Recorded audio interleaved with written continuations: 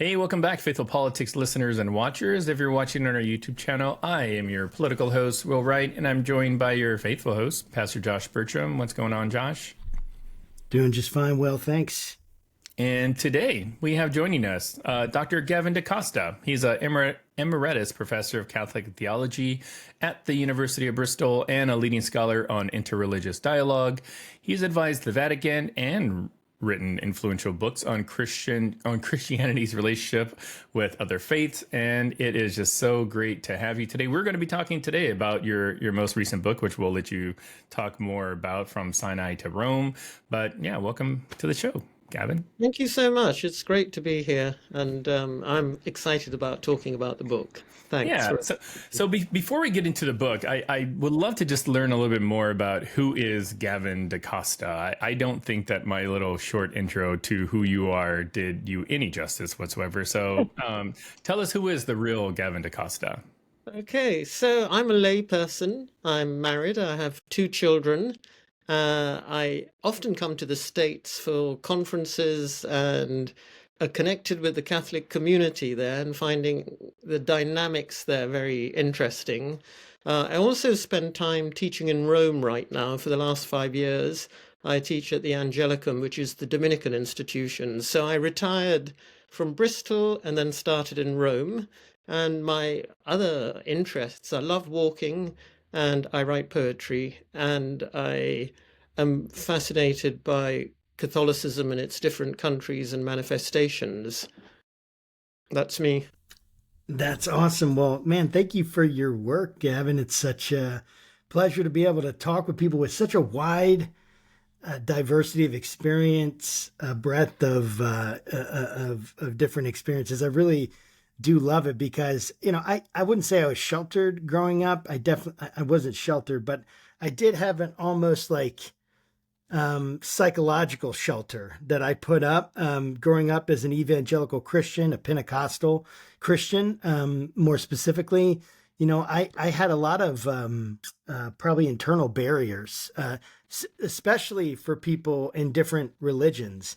And I got to say, one of the things that really was a challenge for me growing up was actually being able to enter into the worldview of someone else, of a Muslim, someone who's Jewish. I know that you have a lot of expertise in Jewish-Christian relations, or even someone who is Hindu. I know even recently, Will and I have talked about some of the xenophobia, maybe we call it, racism.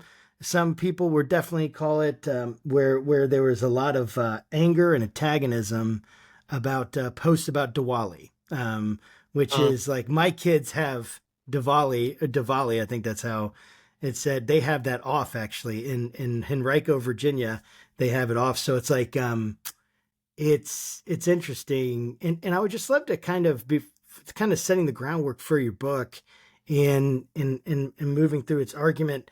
Like how have you learned to enter into the worldview of other religions where we can feel like we can understand them without having to convince them, or do we need to convince them from our call from Christ? That's what I always grew up with. Like you can't really be empathetic because you need to convince.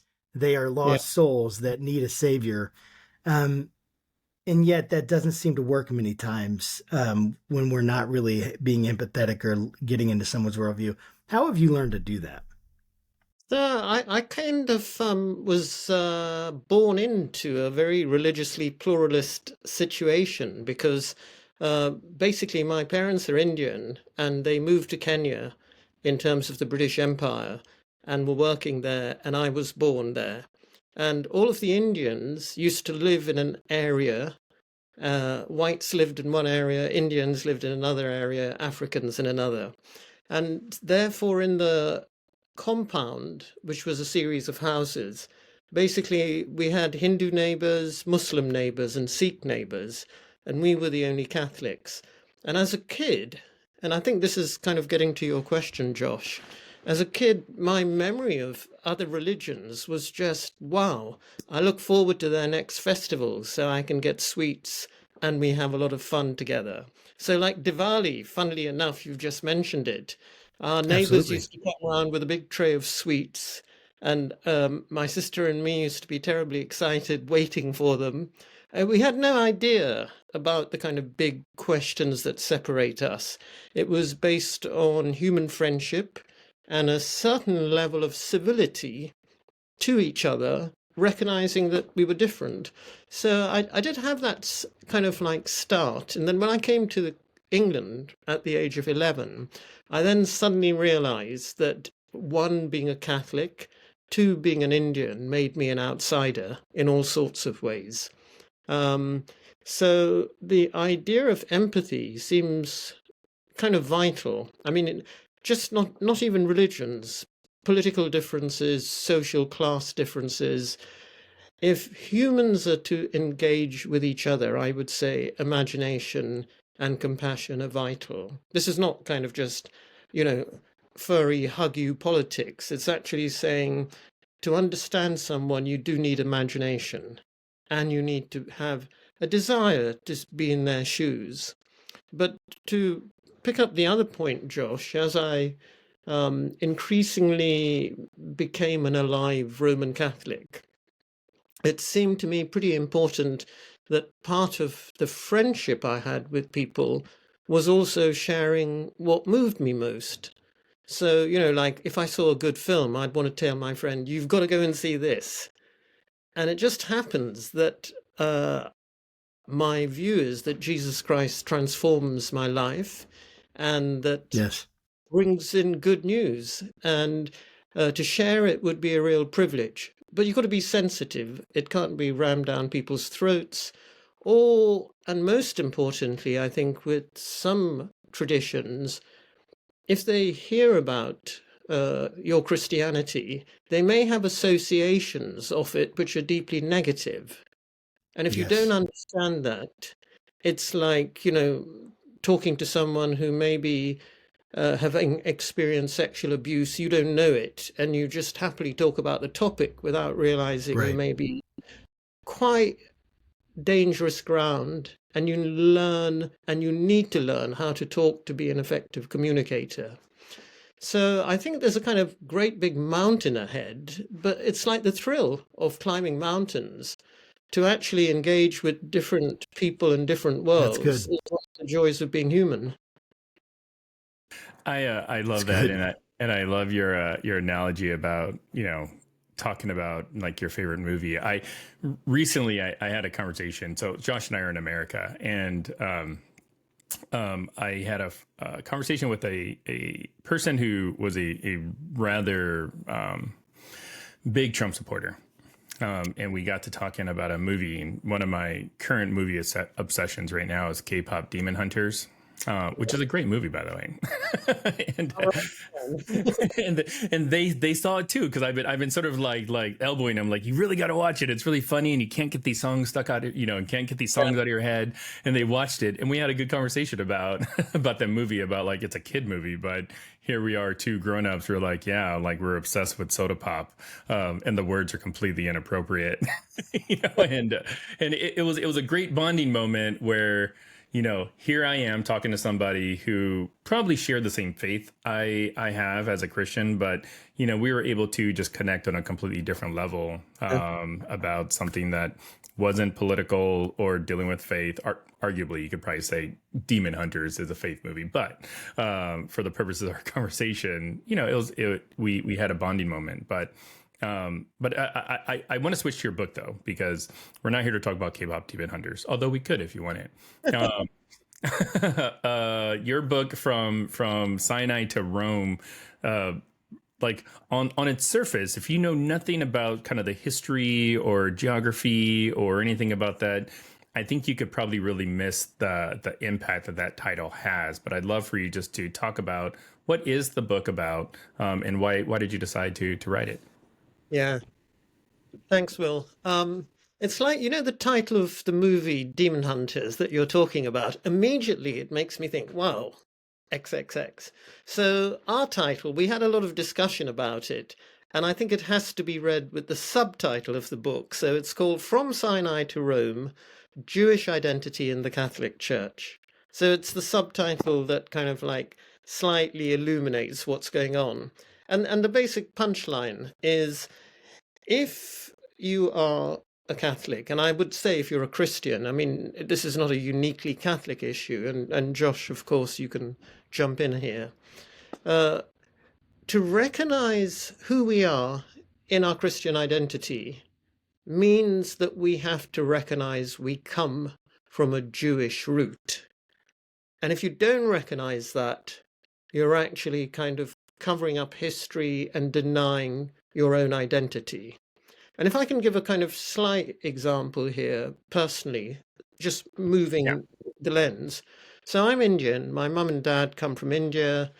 And I discovered I was Roman Catholic when I first had consciousness. I was baptized when I was a kid. And to me, Roman Catholicism, as I grew up, didn't connect me with India at all and my Indian identity. It was a Latin European rite, a Western rite. And it's only after I began getting in touch with my Indian roots that I began to think, oh, how do I fit into this picture? Now, the issue of the Jewish roots is so much more serious because essentially after the 60s in the Roman Catholic Church and different movements going on in certainly Reformed Protestant evangelical wings, the recognition is that we, Gentiles, i.e. non-Jews, are grafted into and plugged into a Jewish religion. It's a real shock to the system to put it like that. And I think it's worth putting it like that because the shock value is like, demon hunters. You think, wow, this is what kind of plot's going on there? So if one wanted to say, what is the plot line? It's saying discovering our identity as Christians means we need to discover identity spiritually as Jews. That has all sorts of complex implications, but I think that's putting it dramatically and truthfully. I really like this. So there's a phenomenon I've been observing, and I've seen it in a couple different places online, and it's people that are kind of like going back, and it's not like it's new, right? But it's kind of going back to a Jewish identity, like you're saying, like even calling Jesus Yeshua instead of Jesus, the anglicized name, right? Calling him Yeshua, or Yeshua Mashiach, Jesus Messiah, right? Instead of Jesus Cristo, right? I mean, we say Jesus Cristo, that's the Spanish, but Jesus Christos in the Greek or whatever. And we have these, like I see this happening in different people, and even people that are like, they're as white as me or whiter, and they're talking about Jesus as Yeshua. They're talking about covenant. They're talking about, which is stuff that I love. But one of my fears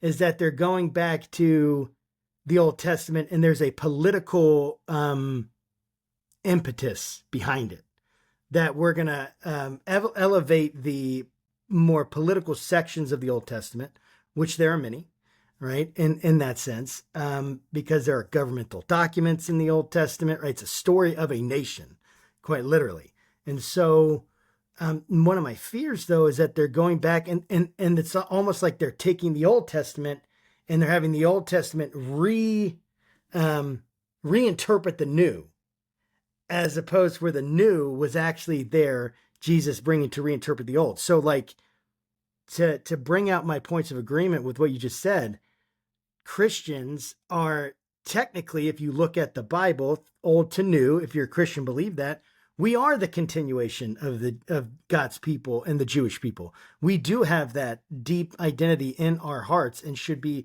very respectful of the Old Testament, its teachings. It's authoritative, not just respectful, considerate of the level of authority of the New Testament when properly interpreted, like Jesus said. So like he fulfills the Old Testament, things like that. And there's a whole lot of nuance and a whole lot of debate that can go around that. And I'm not trying to oversimplify something very complicated. And yet this concern is like, why are we going here? What's the motivation here? And I think maybe that's what I would love to hear, like, from you in this, like, what is the ultimate motivation? And even maybe like, what are you not claiming is like, what is your thesis not claiming? And maybe there are issues that, like, and I'm just imagining people taking up arms because of Old Testament precedents of doing so, holy war, things like that, which can very much be justified if you're thinking in just Old Testament terms. I would just love to hear your thoughts on that. Yeah. I think the kind of question you raise is a very important one, and it brings us to, if you like, a map which has got lots and lots of different contours. Okay, so there's basically kind of Protestant originating movements of what is called Messianic Judaism. Then the Catholic movements, which are called Hebrew Christians. And I just want to talk about the latter, the Catholic side of it. I think some of the points you are raising, Josh, have come out of certain of the Protestant Messianic Jewish movements, which we can talk about, but just so that I can get this book at least into focus. Okay. Absolutely. So the book is trying to say the Jewish roots are very important, and we've lost touch with them because by the 4th century, a divide began to happen between Jews and Christians. And that divide meant we began to lose the memory of our origins in terms of being a Jewish sect that was bringing in the Gentiles. Okay. Now, there's no question in in Hebrew Catholicism of trying to resurrect the Old Testament, so to speak, as being the prime narration document, the one that you read the whole world by. It is absolutely clear that you have the New Testament as the way in which to interpret the Old, and then for Catholics you have the added complexity of saying you've got church tradition and the teachings of the popes that also have to be taken into consideration, which means that this is a very slow-moving train. And it also means that instinctively it's a much more conservative tradition because you've got all these checks and balances built in. You can't just be radical, jump off the platform and get going with it. Okay, so the book then is trying to say, if we imagine these roots, what does it mean to us who are Gentiles, like me? But also, and this is so important, what does it mean for Catholics who actually are from a Jewish background? Okay, now, since working in this area, and I think this will make the issue a bit clearer, since working in this area, I have met many Catholics, so my books were translated into Hungarian and Polish, and I went to Poland and Hungary for the book launch, and suddenly discovered in the audience of Polish Catholics, Hungarian Catholics, there were loads of people from Jewish backgrounds who until recently were scared to come out of the closet, if I can use that metaphor, and say, oh, well, actually, I am Jewish. My grandmother was Jewish. I used to keep this underground because it was a bad thing in Catholicism. Now Catholics are saying it's a good thing. I want to come out of this closet and connect with that background. So, very importantly, people within the Catholic community are not trying to, if you like, become radical Zionists by virtue of this route. They actually have a solidarity with Jews, but are clearly accepting, if you like, they are now Jews who accept Jesus as their savior and as their authority. So, there's virtually nothing in this movement of Hebrew Catholics that is politically radical in terms of very aggressive Zionism. The greater land is ours. We must have it back. Kick out the Palestinians. The sort of policy that's reflected in a couple of Bibi's cabinet, Ben-Gvir, for example, and Smotrich. I think Ben-Gvir's over in the US right now, isn't he? Okay, and these guys have, if you like, in my view, extreme religious Zionism, which is a real problem, because it does not seem to be concerned with the questions of justice or the questions of making, if you like, peace in the Middle East. It's basically a policy, in my view, that will actually stimulate more turmoil, more destruction, which could hardly be in God's will. But of course, like what we said about stepping in other people's shoes, I think what's really important is to actually engage in conversation with these different perspectives. But Josh, I think I answered your question a bit. But of course, there are people amongst Messianic Jews who are much, much more politically radical. And there is also a bit of a confusion because sometimes Messianic Jews are not always ethnically Jews, but are Gentiles, broadly non-Jews, who want to inhabit that tradition. And in the Catholic Church, there's certainly not a huge movement for the latter that, I should pretend to be Jewish. I recognize, because the early church was made up of Gentiles and Jews, and what united them was following Christ, not per se being ethnic Jews, if that makes sense. Yeah. So in America, we have this phrase to describe Christians. Like it's sometimes we say Judeo-Christian views or what have you. And I'd love to kind of just get your thoughts on, like, is this a phrase or a term to sort of recognize this Jewish connection to the Christian faith, or is this something else? I'm not sure if it's just like an American sort of like type of, description, or if that exists elsewhere. Yeah. No, I think it exists elsewhere for the simple reason that there's a recognition that out of the Jewish community came Christians, and they shared fundamentally monotheism, fundamentally an ethical view about the nature of the universe, and that the purpose of human beings was to serve God. And then, there are lots of differences, etc. But so the Judeo-Christian term is often used to say, compared to, say, Eastern traditions, which have a very, very different intellectual history and culture, etc. And of course, it leaves an intriguing question about Islam. Are they part of the Judeo-Christian tradition? Because certainly Muslims classically view themselves, just as Christians view themselves as the fulfillment of Judaism.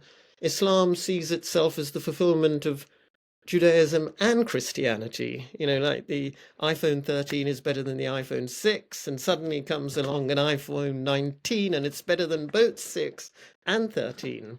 So you've got this kind of complex thing going on. But I'd just like to say one of the reasons we are using the terminology Hebrew Christians rather than Jewish Christians, and this is really important, is contemporary day Jews are like different from biblical Jews. Okay, so you've got the Bible, and out of the Bible come on one lane Christianity, which is rooted there, and on another lane you have rabbinic Judaism, which is what we have today, i.e. the rabbis developed an oral tradition, which was a commentary on the Bible. They had to also live with the destruction of the temple. Christian Jews following Jesus, had to deal with the same problem, but their authority was not the rabbinic authority that was happening, but now the New Testament. So I think Judeo-Christian has a slight danger sometimes of imagining all these groups are happily ever after, hand in hand, united, whereas actually within them there are a great deal of friction and tensions, as well as what they have in common.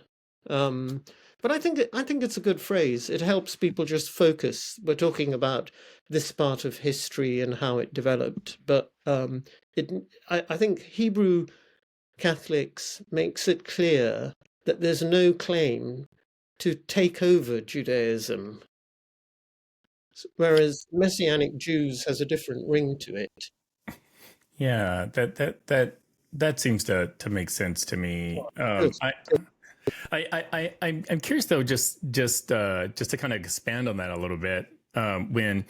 When we think of, you know, the Jewish roots of the church or Christian Catholics, whatever, like, do you view it as like Christianity broke away from Judaism to become its own thing, or did it sort of like organically grow out of what was already out of the soil that was already there? Yeah, yeah. I mean, again, I'm sure Josh might have a take on this in terms of from your background, Josh. He always has a take. My A my hot reading take. is this, that the biblical evidence clearly points to the fact that Jesus was a Jew. He went and did Jewish things. He was circumcised. He went to the temple. He went to the Jewish feasts. Mary, his mum, was a Jew, and all his followers were Jews. And they weren't kind of Jews who were saying, hey, hey, we are actually not Jews, we want to be something else. They were seeing themselves as good Jews. And most importantly, they saw Jesus as, if you like, the hopes and promises of Israel had come in the person of Jesus. They saw him as the Messiah.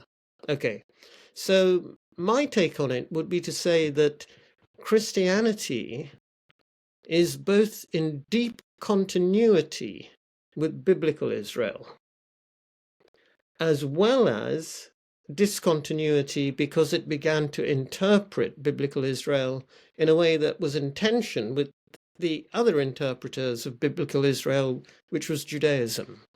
Like, so if you have one group saying, here, the Messiah has come, and another group saying, no, that ain't the Messiah, you've got a clear conflict. Because they're both identifying a figure who is the promise of the traditions they share. So, you know, it's like if we have quarrels with people, they're bad. If we have quarrels with people who aren't in our own family, then it can become poisonous and very, very deep. It picks up on all sorts of things.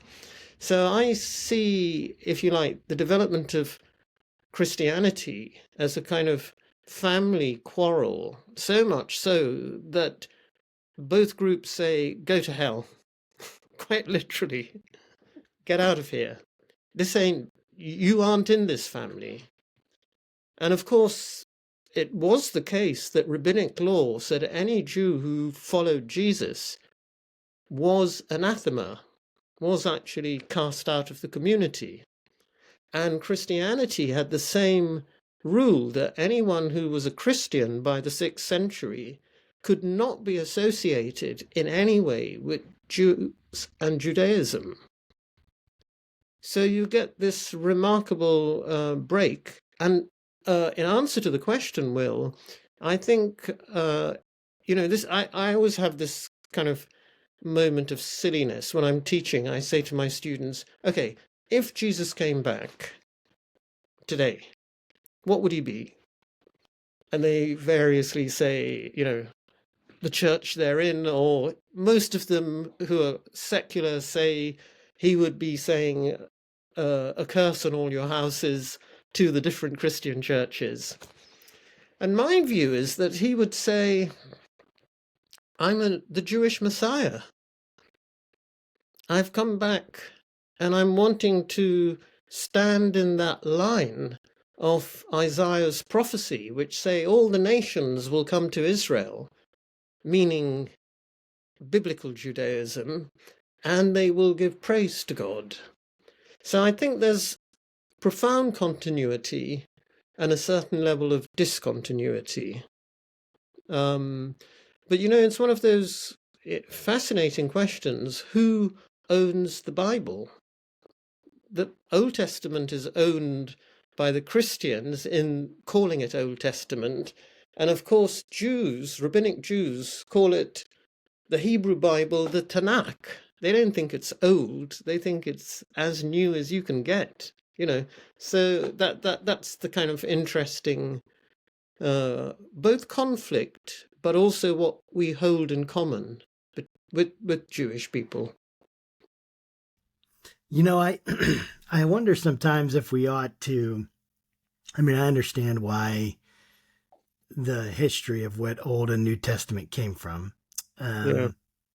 And of course, testament is covenant, and that's lost on most people, right? Testamentum, the Latin for covenant, and then the idea of a Hebrew covenant is certainly not common knowledge amongst modern Americans, at least. There probably is increasing, but it's just not. It might, maybe, I don't know. They have the information available to them, is what I'm saying. ChatGPT could be their friend and explain a covenant, right? Or whatever it is. And they could, all these, or Gemini, or pick whatever one you want. They can explain it, but you have to have that awareness first. And, thinking about all of these, like the issues of discontinuity and continuity, and I it's a fascinating topic, and getting back to what I was saying, I do think it would be maybe better to call it First and Second Testament, or covenant or something like that, instead of Old and New, because old implies bad, new implies good, which again, a proper understanding is that this whole covenant, including the Abrahamic covenant, including the Davidic covenant, the Mosaic covenant, these belong to the people of God to hear his heart and instruction, and to be blessed through it. And I kind of don't like those. The more I learn, I don't like those labels. But I think that I giving with this continuity, discontinuity idea, how did you address this? How would you address it, and explain to our audience how the book addresses this idea? Like, say a Jew, someone who's ethnically Jewish, they become Catholic, right? What customs can they bring legitimately from their Jewish heritage? And what customs need to be reinterpreted, replaced, rethought? How would you want to say it? I don't know, but like, I'm thinking maybe Passover Seder versus Eucharist. Are they both? They're happening at the same time? Are they at the same level of authority? What? And then there you can add any number of other points of continuity versus discontinuity. Yeah. What would that person do? How could they discern what parts of my tradition do I need to keep, and what do I give away? And honestly, Gavin, I already respect your mind greatly just from the few minutes I've been able to talk with you. And I would really love to get your perspective, because even beyond this goes to anyone who comes to know Christ from any place. There are principles, I think, that can be brought on what are those things that need to be essentially shed, and what are those customs from my mother country, my original culture. You could think Hinduism and the culture that you grew up in context you grew up in, or I guess that your parents had. I think you moved around. I'm sorry if I got that wrong, but I just would love to hear your thoughts on that. Almost individual level of continuity. No, that's such a great question. I mean, just before addressing it, can I just go back to your very interesting comments on old and new and the terms? Yes, and absolutely, a lot of please. people do actually call it the first and second covenant. And I just wonder, I just kind of throwing this out, whether the term old, because we live going back to the iPhone image, I'm not advertising here, but like I have an iPhone 6 and a friend of mine says, how come you don't have and they tell me about their new An iPhone 6? right That's there you go. awesome. Yeah. Okay, so what it is when we say old, my friend goes, that is so old. It's like denigratory. It needs to be changed. And I'm wondering, like back in India, when we talk about someone being old or something being old, it can actually be a term that means reverence for because it's our ancestor. It isn't, they don't have to be chucked out. That something is old means it came before us and we deserve to respect it. It deserves respect. So I think you're right. Old and new does have the danger of sounding like, why don't I get a new car? I'm going to chuck out my old. And maybe in the But Western context, it does. yeah. But I think actually it properly means in our tradition, this is our roots. This is the heritage. We realize we are the interlopers with the new. Okay, that's an aside, but I think it's a good point because certainly Jews often, when speaking to me, don't like using the old because they think they're being the car that's replaced. Okay. Right. But your other question about what elements can remain. Now, I think this is just the question that percolates the whole of Christianity. And it's not just about Judaism, because if you look at the history of Christianity, it's kind of like I use this term, it's like a parasite. It just engages with culture and traditions and practices, and then it takes what it wants and it discards other things which it sees as incompatible with its healthy life. And that's like the history of saying, no, you can't carry out multiple marriages anymore.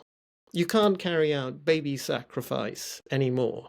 You can't do this, which comes from your tradition, because it doesn't fit with the organic gospel message. But at the same time, and there's a great guy called Cardinal Henry Newman, who actually said Christianity was nothing but the baptism of Greco-Roman culture, i.e., taking, like what ministers wear came from Roman antiquity. A lot of the form of the Mass is actually taken out of the courts in Greek and Roman culture. The language of the Nicene Creed, for goodness sake, the confession of faith is Greek, and the term is not found at all in the Bible. And people say, hey, this is bad. This is weird. We should use biblical language. But one of the genius bits of Christianity is that it is this kind of fantastic organism that grows like yeast and just takes up. Now, hopefully, not in a destructive way, but a transformative way. So what elements can a Jew take from their Judaism if they were to become a Christian, if they were to become a Catholic? And the answer varies enormously. And I think it's like, watch this space. This is where there's a lot of thinking going on and a lot of different practices. So on one end of the spectrum, it's minimal. Two very, very famous Catholics, Saint Edith Stein and Cardinal Lustiger, who was the Cardinal of Paris. Lustiger was Jewish, right? And he said when he became a Catholic, his mum burst into tears, as any good Jewish mother would, because she'd be thinking, oh, I'm losing my son. And Lustiger said to his mum, no, this is me finding how my Judaism is true.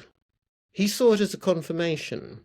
And then he asked, when he became cardinal, that when he was buried, he wished the Jewish rites of the dead to be said over him, the Kaddish prayers. Now, you can imagine this was like a kind of politically rather complicated thing, because he was going to get a high mass in the most beautiful of the Parisian cathedrals in Notre Dame. So the question then was, how could one accommodate Jewish religious rights for the cardinal, because he wished them, in a Christian church? And wonderful solution was his brother, who was Jewish, said the Jewish prayers over the coffin outside the church, and then the coffin was taken inside of the church. Now that kind of shows an attempt to recognize that this blessing that he wished had an authenticity, but to do it inside the church would have been confusing to both Jews and Catholics. So try to work out a particular way of not bringing scandal, not causing confusion. And then you go to the other side of the spectrum. So Lustiger, sort of said, could I do this as a Jew after I die? But there are some Jews who say they actually wish to continue going to the synagogue and be Catholics. And one's instinct may be, hey, that's, you can't belong to two. You've got to choose your community and sit with them. And of course, it depends on the attitude of the community. Now, the Catholic Church's basic line is that anything that a person does which denies that Jesus Christ is the sole cause of salvation, if it denies that, it cannot be acceptable. If a Jewish person said, I must do all these Jewish rites, I must practice the law because that is the cause of my salvation, that ain't compatible with a Christian Catholic understanding. But if they say, just like the early disciples did, of course I want to carry on Shabbat, of course I want to carry on circumcision, but I do these honoring the Messiah. Now that's the last part of the answer to your question, Josh. What is the criteria by which we can incorporate other elements? Answer, if they honor Jesus Christ, if they honor God as Trinity, if they honor the Church as the chosen means of salvation. So you can actually begin to look around and ask the question connected with Islam, which at first first look, looks like these are just not incompatible. But fascinatingly, there are Christians who do employ the term Allah, which is an Arabic word for God, that happens to be the Quranic word for God, in the New Testament translations into Arabic and in liturgical prayers. Now, I am fully aware that all of these things could cause scandal and confusion, and that ain't helpful. But the reverse of the scandal and confusion is, are you asking everyone to become European if they become Christian? Like you pointed about very much this way in America too. Go ahead, sorry. Yeah, like Messianic is the Hebrew for Messiah. And Latin Christians are just so comfortable about saying Christ, whereas Christ is the English translation of the Greek word Christos, which is the translation of Messiach, which is the Hebrew word. And in a way, I think there's a great danger of a kind of cultural imperialism if we insist that it has to be done in this way, if we don't recognize this way might actually be a European tradition, and it's not the only way in which to honor God. So I mean, like, the last point I want to make, sorry, I don't want to go on, is as No, that's so good. And in India, I see Indians trying to say, hey, when we become Catholics, we don't want to lose all our identity and heritage. We want to make sense of some of this as pointing our way to Christ. And very famously, John Paul II wrote a wonderful encyclical. If anyone needs good bedtime reading, it's called Faith and Reason. And he simply argued that Christianity's genius is that reason operates on culture, taking up all that is good, true, and holy in every culture, and trying to then organically develop local churches. So that in due course, Indians should draw on their great philosophers, just as Thomas Aquinas drew on Aristotle. This is a universal church. It's not a small segment of humanity that are being glorified. It's all the nations. I mean, I really, really love that. And as you were talking, so I'll just go back to something I had alluded to earlier, and that I've seen several instances of, in particular, Hinduism come under fire recently, just some posts. I'm not saying this is some big trend. It may be or it may not be. I haven't looked into that, so I'm not going to make a claim on that.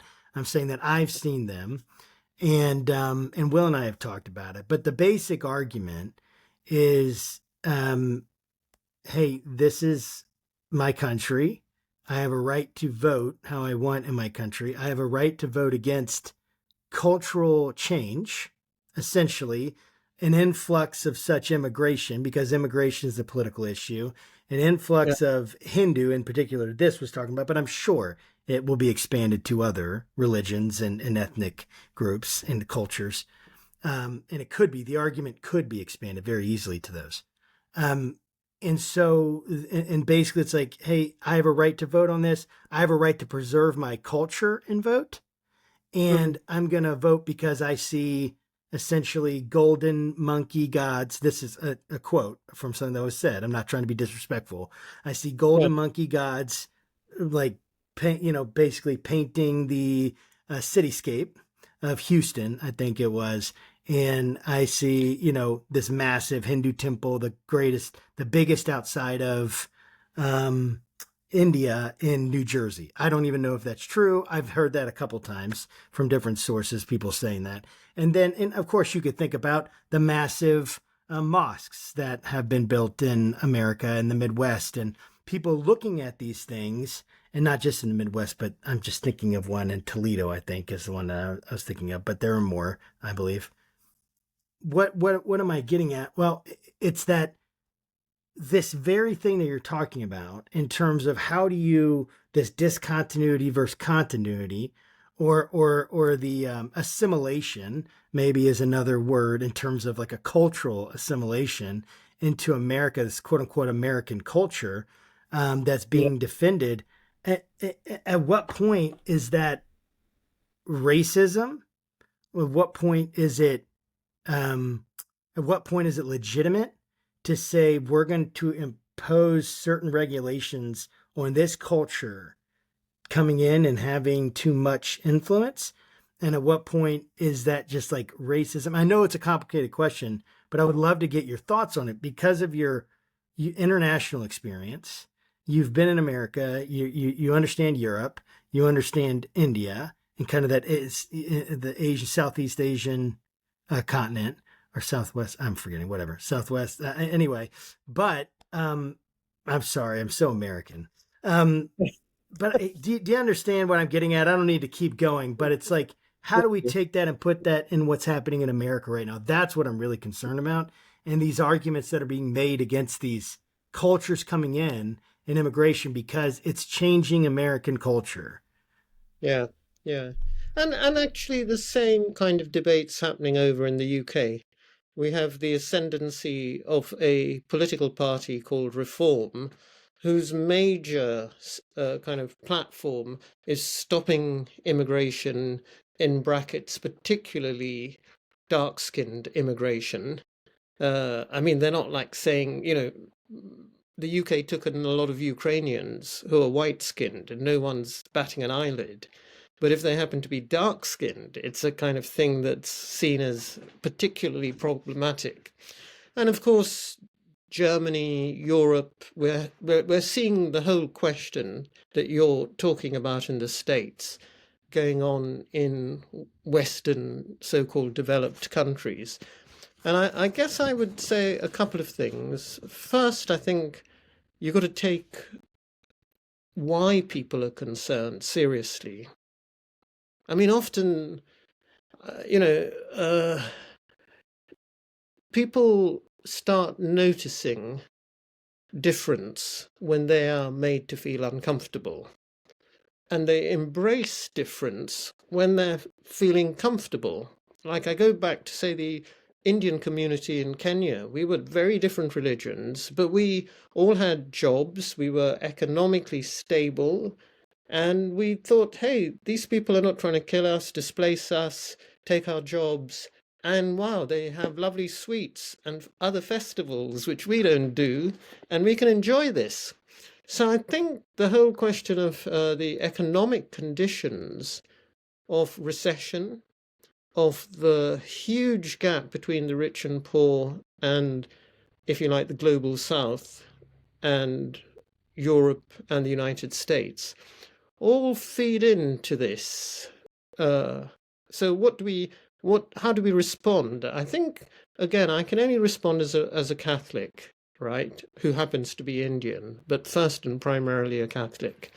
And central to the Catholic tradition is that we should do, I'm not saying this isn't found in other traditions, I'm just trying to underline where I'm coming from, is to always seek the common good.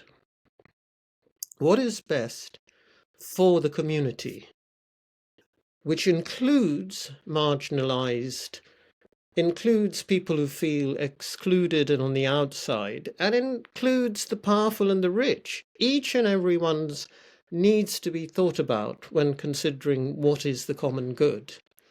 So I would say, in terms of this kind of issue, one has to look at the entrance of, say, Islam in the UK is causing a lot of consternation, partly because some of the groups connected with Islamic terrorism are now homegrown. I don't think that's racist. I think, yeah, we should be concerned about it. But we should also be concerned with the growth of right-wing white fascism. And that is slowly coming up on the screen. And we should be concerned about both those groups because they are not interested in the common good. They would like to get rid of a lot of people and say common is just like us. So I think there's a long conversation to be had politically and interreligiously to say, do all these Hindu temples and mosques truly represent a threat to social cohesion and unity? And sometimes they can. Or do they simply represent, if you like, a kind of white reaction, to simplify, to losing its privileges and powers? And I don't know the answer to that. And I think I'm nicely biased because, as you can tell from my accent, some people who haven't seen my face think, oh, he's Indian. But otherwise, I'm sounding like kind of the white elite of the UK. So in some ways, I think we've got to be taking concerns seriously and then positively addressing what's at stake. So I don't know the US well enough, but it seems to me there is no going back. And Pope Francis and Pope Leo have been adamant about this. We are facing a situation where migration is going to increase. Places are being flooded, places are war-torn, suddenly desert. And there's a point when people are going to say, hey, look, we can't just be going down in this ship and you don't care a damn. Help. Okay, That's so good. it's complicated, but I think each one has to be assessed from where their vision is and what their vision is. And you can ask Muslims in certain countries, why don't you allow religious freedoms to Christians? This is what the Vatican's line is very strongly.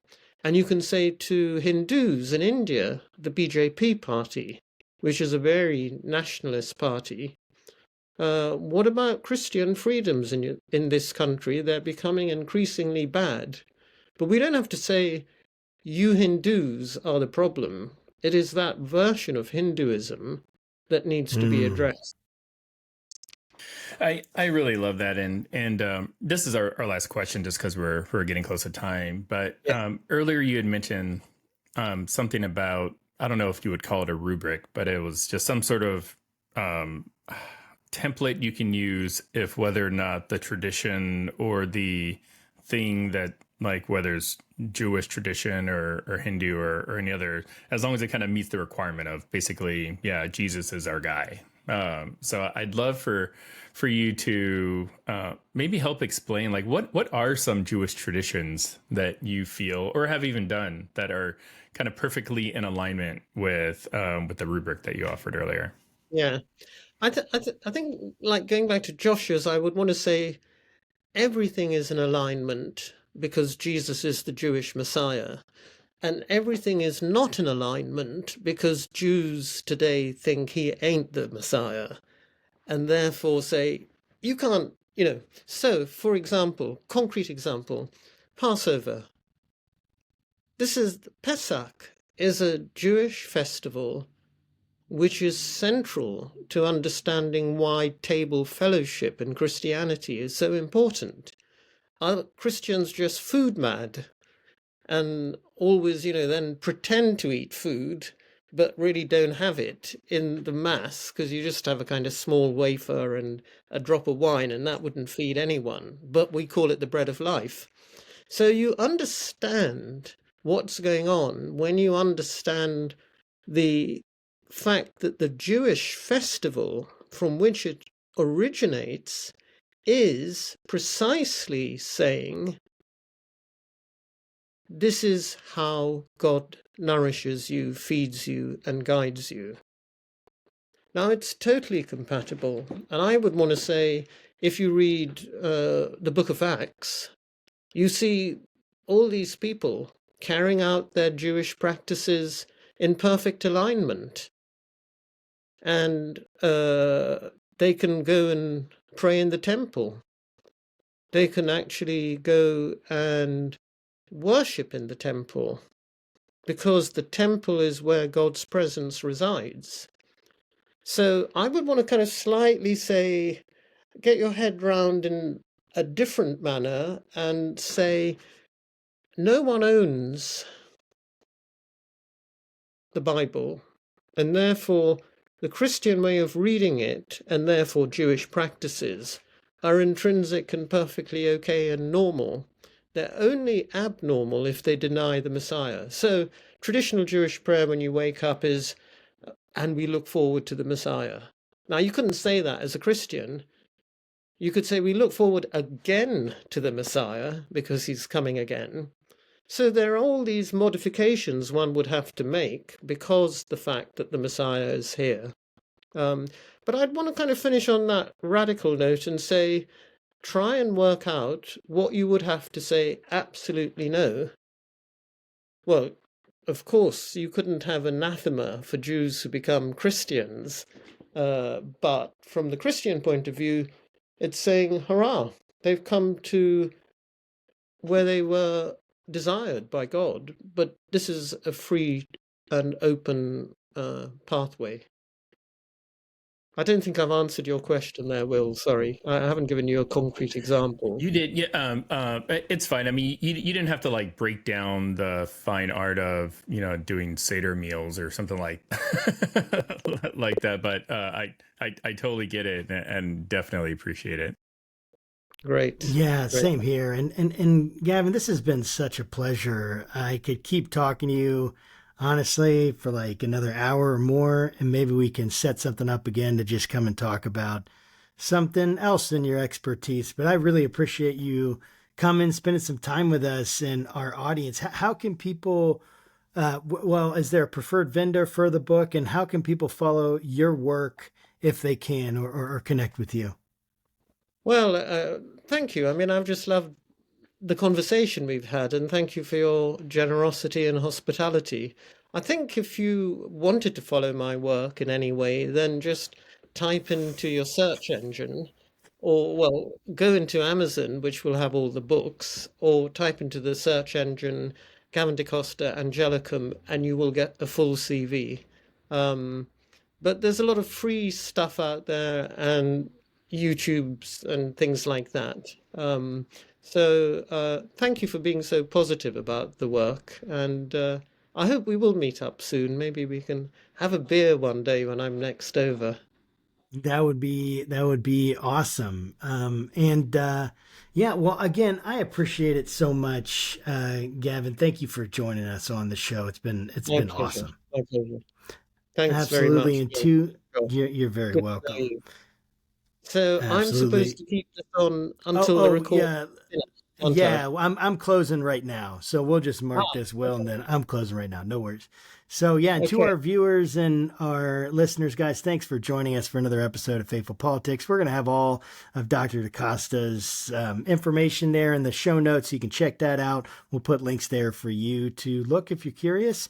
Make sure you like, subscribe, do the stuff that helps us out because we want to get this great material to more people. And until next time, guys, keep your conversations not right or left, but up. God bless.